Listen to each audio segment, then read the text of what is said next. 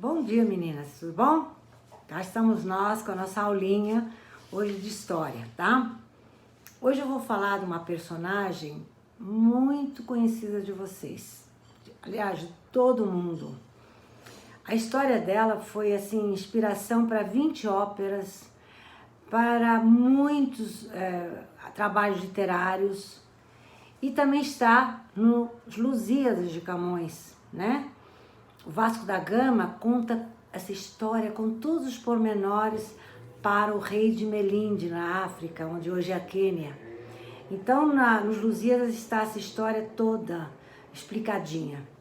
Também vários autores, como Bocage também falou dessa história, peças de teatro rodaram o mundo. Bom, vocês vão já adivinhar de quem que eu estou falando quando eu falar uma expressão que vem dessa história. Quer ver como vocês vão adivinhar? Quando eu falo assim, Inês está morta. Quer dizer, Inês está morta. Não adianta fazer mais nada. Inês está morta, acabou. Não adianta agir mais. Então vocês já adivinharam que eu vou falar da Inês de Castro, tá? Mas antes de eu falar da história de Inês de Castro, a rainha, a mulher que depois de morta foi rainha, tá? Eu vou falar do século, inserir no contexto histórico, no século XIV, quando ela nasceu, viveu e morreu. O século XIV foi um século assim muito trágico para a humanidade. O século XIV vai de 1301 a 1400.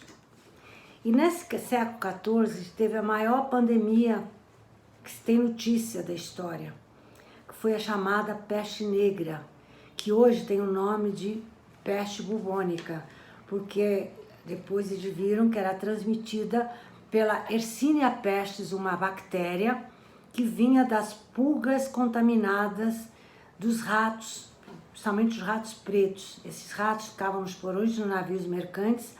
Então essa pandemia, essa epidemia, ela correu por África, Ásia e Europa. 1/3 da população da Europa morreu com a peste negra. E foi terrível. E essa peste negra também, além da peste negra, também vai provocar a chamada Grande Fome, tá? A Grande Fome também foi uma característica do século XIV. E outra característica do século XIV foi a Guerra dos 100 Anos entre França e Inglaterra, disputas pelo trono, tá? Então, tudo isso, quer dizer, a Guerra, 100 anos, 2 países importantíssimos da Europa. Na época, a guerra era corpo a corpo. Então, a agricultura ficava abandonada, os homens iam para a guerra. Então, tudo isso junto, né? Guerra dos 100 anos, a peste negra vai provocar a Grande Fome que mata muita gente no século XIV. E essa história que eu vou contar, justamente ela se passa no século XIV. A Inês de Castro, ela nasce em 1320, tá? Então agora eu vou contar essa história. Bom, vou começar pelo Afonso IV. Afonso IV era o rei de Portugal, tá? Era o pai de Pedro, né? O Pedro que vai se apaixonar pela Inês. O Pedro que vai ser futuro rei de Portugal, o 8º rei de Portugal, chamado Pedro I. Não confundam Pedro I de Portugal com Pedro I do Brasil. Pedro I do Brasil foi o que fez a independência e lá em Portugal receberia o nome de Pedro IV. Então, antes dele, em Portugal, teve mais 3 Pedros. Bom, então voltando. O Afonso IV, então, passou, né, o seu governo sofrendo essa pandemia, a peste negra. Também sofreu um grande terremoto que acometeu Portugal, principalmente em Coimbra, onde eles moravam. Também passou por grande fome. E esse Afonso IV era casado com Dona Beatriz, tá? E tinha esse filho, que seria o futuro rei quando ele morresse. Em 1339, ele casou o filho com uma dama de Castela, tá? Como era comum na época, casavam por procuração, faziam lá os trâmites, né, entre as famílias.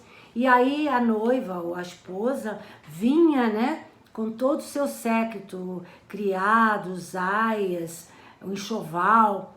Então foi assim que chegou Dona Constança em 1339 em Portugal, para conhecer o seu marido, Pedro, e para saber onde ela ia morar na corte, tá?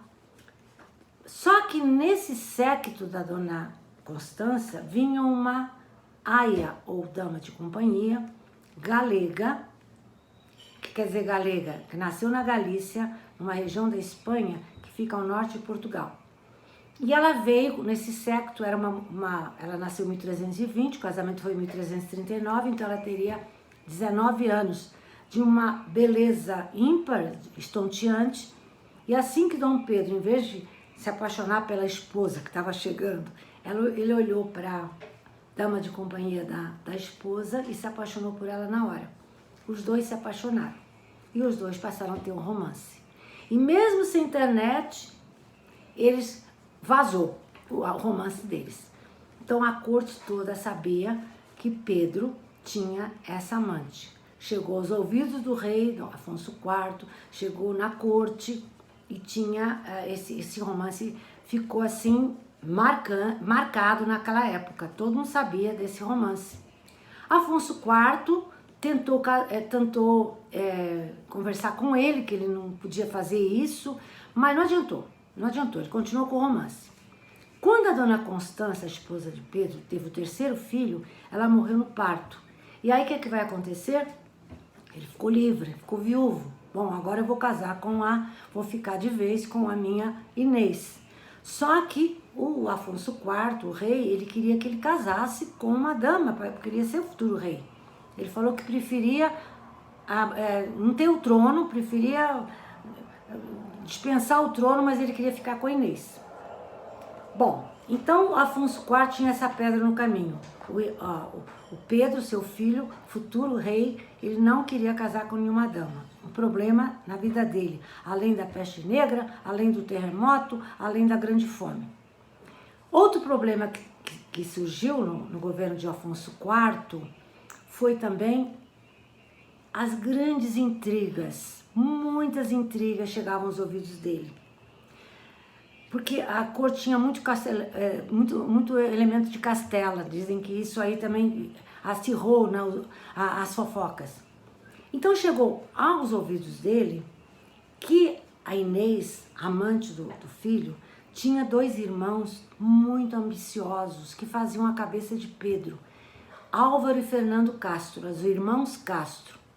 E chegou aos ouvidos do rei que o Pedro, era super influenciado por esses 2, que seriam os supostos cunhados, né? Cunhados entre aspas, dele, eram irmãos da Inês. Bom, e ainda para certificar mais essa fofoca, o rei de Castela morreu e não deixou herdeiros. Então o que era costume na época? Quando o rei morria e não deixava herdeiros, havia aquela corrida, né? Quem que iria merecer o reino? Quem que tinha relação com o rei morto, com a família, né, a dinastia. E aí os irmãos Castro convenceram Pedro a reivindicar o trono. Pelo lado materno, ele tinha relação com Castela.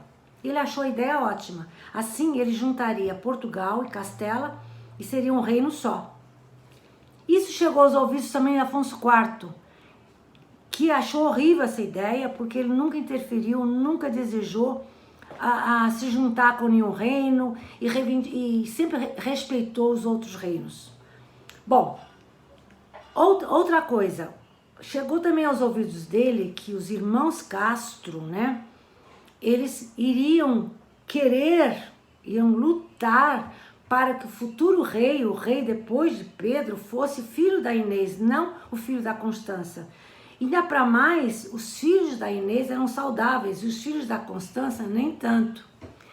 E o Fernando, né, que seria o rei, o futuro rei, filho da Constança depois de Pedro, também botaram na cabeça do Afonso IV, do rei, que os irmãos talvez até o matassem para que um filho da Inês fosse o verdadeiro rei, fosse legitimado como rei.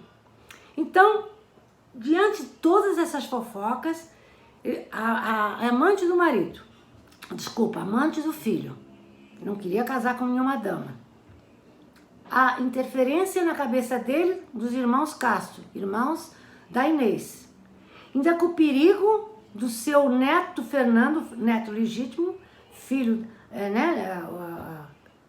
filho da Constança, não ser o futuro rei depois de Pedro. Ainda ter o perigo de ser um filho da Inês. Então, diante de tudo isso, o que ele fez? O único jeito é acabar com essa mulher. Então ele arranjou 3 matadores e foi lá na Quinta das Lágrimas, onde hoje tem o nome de Quinta das Lágrimas, em Coimbra, para matá-la. Bom, diz que quando ela, logicamente, não tinha gravador, não tinha vídeo, não tinha nada, mas diante dos matadores, quando ela viu que ela ia ser morta, enquanto Pedro estava numa caçada, ela ficou desesperada, pensando nas crianças que ela tinha, as 3 crianças que iriam ficar órfãs. Então ela tem umas frases que, logicamente, estão na história, mas não é assim na íntegra, mas o sentido que foi esse. Ela pediu para os verdugos para pensarem nas crianças que iam ficar órfãs. E tem 2 frases assim, muito assim, emblemáticas dessa época, desse momento.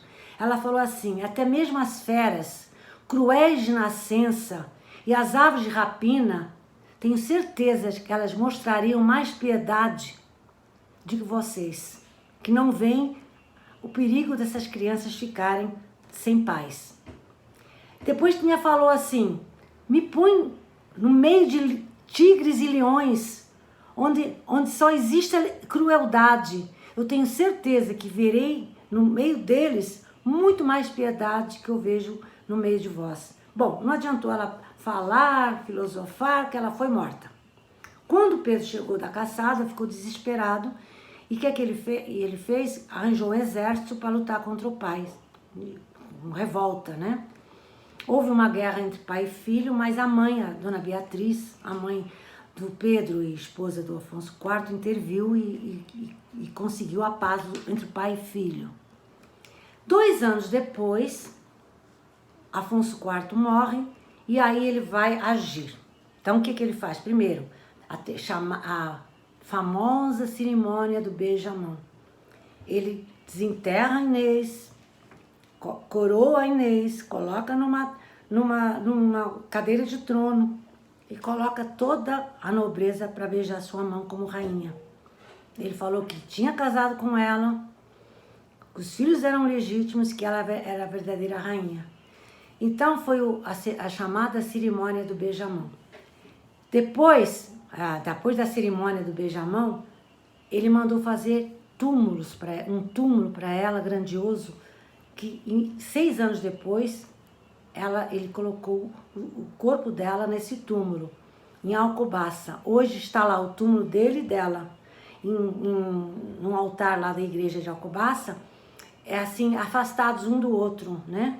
Em posição paralela, porque dizem, né, que não estão juntinhos, estão assim bem afastados um do outro, mas em posição paralela, de que quando eles viessem do juízo final, eles levantassem e um olhasse o outro, assim, olhasse o outro, tá? Bom, então, então ele fez a cerimônia do beijamão, fez um cortejo fúnebre enorme e também fez com que ela fosse aceita como rainha.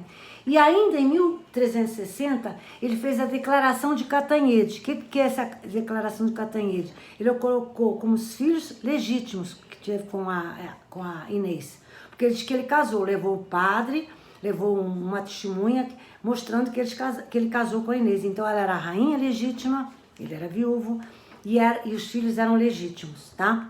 Bom, e o que aconteceu com os matadores? Ele ficou tão... Quando o pai morreu, aquele agiu. Então ele fez o cortejo, a cerimônia do beijamão, mandou fazer os túmulos e ainda fez outra coisa. Foi atrás dos matadores da Inês. 2 tinham fugido para Castela. Ele exigiu que o governo de Castela os repatriasse. Então o governo de Castela os mandou e ele matou os 2. O outro fugiu para a França, ele não teve mais contato. matou os dois. Um que ele tirou o coração pelo peito e o outro ele tirou o coração pelas costas, tá? Os dois matadores. Aquele matador da Inês que fugiu para a França, quando ele ficou velhinho, ele pediu perdão pro Pedro no seu leito de morte, ele foi perdoado, tá? Bom, então a história é essa. A Inês de Castro, né, que é muito falada no Lusíadas, em todas as obras literárias. Eu vou ficar por aqui, teve um fim trágico, mas não esqueçam, agora é tarde. Inês está morta, não adianta mais. Então vem daí essa história, tá bom? Então espero que vocês tenham gostado. Tchau, até a próxima. A próxima vai ser mitologia.